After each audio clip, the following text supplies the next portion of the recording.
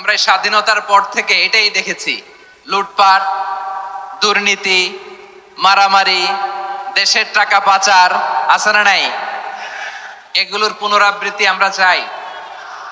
নতুন ভোরের বাংলাদেশে এগুলোর পুনরাবৃত্তি না হোক, জোরে বলেন ঠিক কিনা?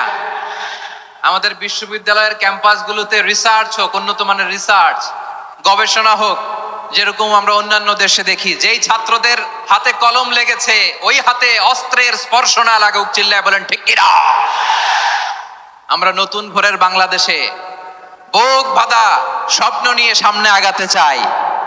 এখানে এক রাজনৈতিক দল আর এক রাজনৈতিক দলকে শ্রদ্ধা করবে, সম্মান করবে, এমন নেতা আমরা চাই যেই নেতা অসুস্থ হলে আমরা গোটা দেশের জনগণ জায়নামাজ বিছিয়ে মুনাজাতে চোখের পানি ছেড়ে আমার নেতার জন্য কান্না করবো, চিল্লায় বলেন ঠিক কিনা?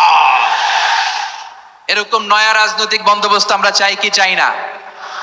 এক রাজনৈতিক দল আর এক রাজনৈতিক দলকে নিশ্চিহ্ন করার খেলায় মেতে উঠুক, এটা আপনারা চান? আমরা চাই না। আমাদেরকে সাবধান থাকতে হবে, সচেতন থাকতে হবে। দেখবেন এই যে আমরা ঐক্যবদ্ধ, আমরা সম্প্রীতির বাংলাদেশ গড়তে চাই, আমরা সমৃদ্ধির বাংলাদেশ গড়তে চাই, নানা ধরনের চক্রান্ত। রিসেন্টলি দেখবেন এই শান্ত শিষ্ট ইসলাম প্রিয় শান্তিপ্রিয় মুসলিমদেরকে উস্কানি দেয়া হচ্ছে, উত্তেজিত করার জন্য আমার নবীকে গালি দেয়া হচ্ছে।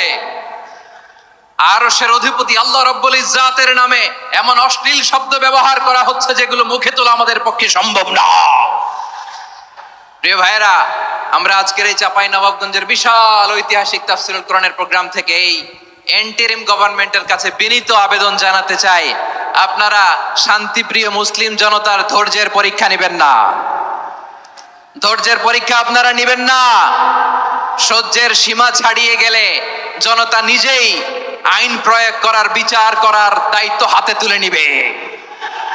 এটা আমরা চাই না। এটা আমরা চাই না, আমরা চাই না। যারা আল্লাহ রাসূল সাল্লাল্লাহু আলাইহি ওয়াসাল্লামের সম্মানকে খাটো করে, আল্লাহ এবং আল্লাহর রাসূলকে নিয়ে কটূক্তি করে, অবমাননাকর শব্দ ব্যবহার করে, অশ্লীল শব্দ ব্যবহার করে, তাদের ব্যাপারে আমরা সর্বোচ্চ শাস্তি কামনা করি। সর্বোচ্চ শাস্তি তাদের জন্য বাস্তবায়ন করতে হবে। বাংলাদেশে ব্লাসফেমি আইন করে, চিল্লায় বলেন ঠিক কিনা? তা না হলে জনগণ যদি বিচার হাতে তুলে নেয়, এই বিশাল জনস্রোতকে থামানো সম্ভব না। আমরা শান্তি চাই কি চাই না? আওয়াজ করে বলেন। আল্লাহর নবীর বিরুদ্ধে, আল্লাহর রাসূল সাল্লাল্লাহু আলাইহি ওয়াসাল্লামের সম্মানকে খাটো করে কবিতার নামে, গদ্যের নামে অশ্লীল শব্দ চয়নকে আমরা মেনে নিব? অশ্লীলতাকে আমরা মেনে নিব? কারণ আল্লাহর নবী আমার ঈমান, আমার নবী আমার ঈমান। নবীকে ভালোবাসা ঈমানের অংশ শুধু এতটুকু নয়, আমার নবীর ভালোবাসাটাই হচ্ছে ঈমান, চিল্লায় বলো ঠিক কিনা? আমার নবীর জন্য আমরা বুকের তাজা রক্ত বিলিয়ে দিতে রাজি আছি না নাই? রাজি আছো মুসলমান? কারা কারা রাজি?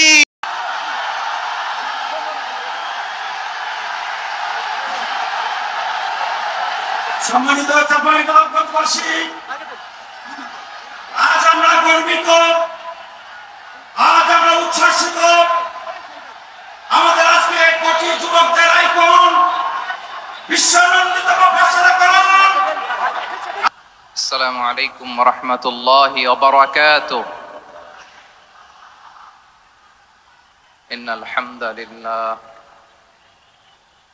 ইন্নাল হামদালিল্লাহি নাহমাদুহু ওয়া নাস্তাঈনুহু ওয়া নাস্তাগফিরুহু ওয়া নু'মিনু বিহি ওয়া নাতাওয়াক্কালু আলাইহি ওয়া নাউযু বিল্লাহি মিন শুরুরি আনফুসিনা ومن سيئات أعمالنا من يهده الله فلا مضل له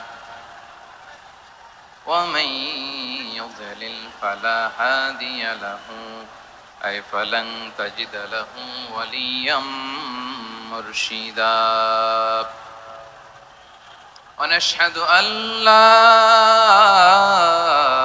إله إلا الله وحده لا شريك له هو الذي لا ضد له ولا ند له لا مثل له ولا مثيل له لا وزير له ولا كفيل له لا شبه له ولا شبيه له لا ولد له ولا والد له وهو الواحد الفرد الصمد لم يلد ولم يولد ولم يكن له كفوا أحد ونشهد أن سيدنا ونبينا وحبيبنا وبشيرنا ونذيرنا وطبيبنا وطبيب قلوبنا وحبيبنا وحبيب ربنا محمدا عبد الله ورسوله أرسله بالحق بشيرا ونذيرا وداعيا إلى الله بإذنه وسراجا منيرا أما بعد فقد قال الله تعالى في كلامه المجيد وفي فرقانه الحميد أعوذ بالله من الشيطان الرجيم بسم الله الرحمن الرحيم شهر رمضان الذي أنزل فيه القرآن هدى للناس وبينات من الهدى والفرقان إن الله وملائكته يصلون على النبي يا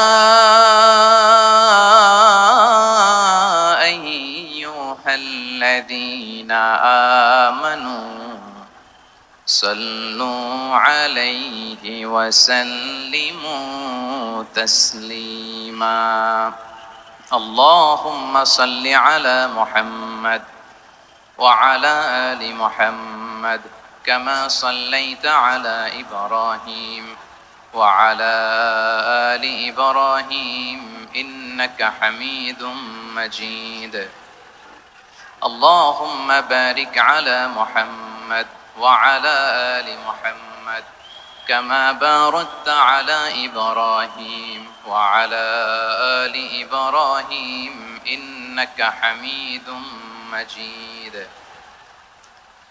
সকল প্রশংসার মালিককে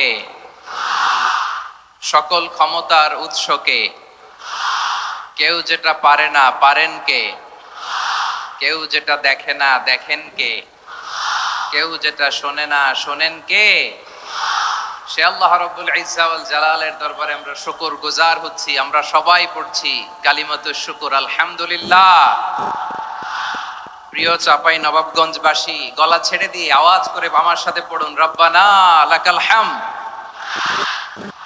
হামদান কাসীরান তাইয়িবান মুবারাকান ফি ইয়া রাব্বি লাকাল হামদু কামা ইয়ানবাগি লিজালালি ওয়াজহিকা ওয়া আযীমি সুলতানিকা লাকাল হামদু বিল ঈমান লাকাল হামদু বিল ইসলাম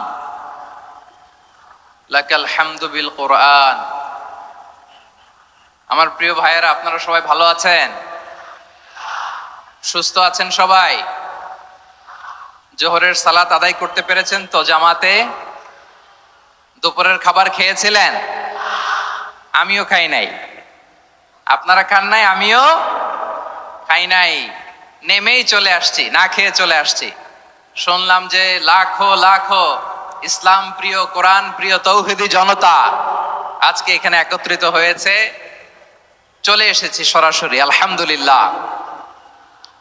প্রিয় ভাইয়েরা, আপনারা জানেন যে এটা আমার বিভাগীয় সফরের এবছরের আল্লাহর অশেষ মেহেরবানিতে সর্বশেষ বিভাগীয় সফর।